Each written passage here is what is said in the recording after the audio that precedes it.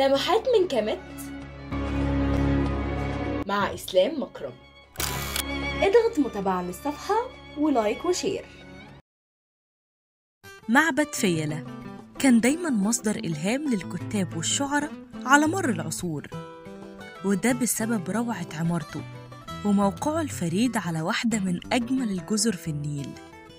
ومن القصص التراثية المشهورة اللي تغنى بيها الشعراء حكاية الأميرة زهرة الورد، وهي بنت أحد النبلاء ارتبطت بقصة حب قوية جداً مع أحد حراس قصر والدها واسمه أنس الوجود.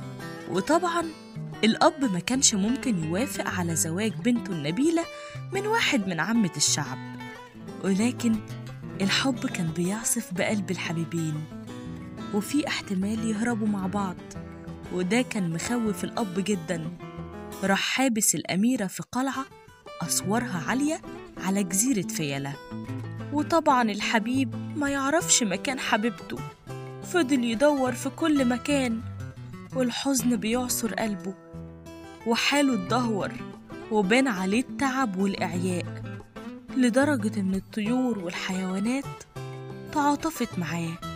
ومثلا الهدهد عمل جولة في سماء البلاد من شرقها لغربها ولمح الأميرة على الجزيرة وطار يبلغ أنس الوجود، اللي هو كمان طار من الفرح لما عرف الخبر. دلوقتي حبيبته على الجزيرة، يوصل لها ازاي وهو ما يعرفش يعوم؟ يا فرحة ما تمت. طبعا زادت حيرته وحاله بقى يصعب على الكل، حتى التمساح تأثر للموقف وقرر يساعده، فحمله على ظهره وعبر بيه نهر النيل لغاية الجزيرة، والتقى الحبيبين من جديد وعاشوا في تبات ونبات.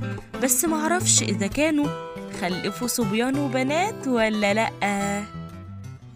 كامت أصل كل شيء.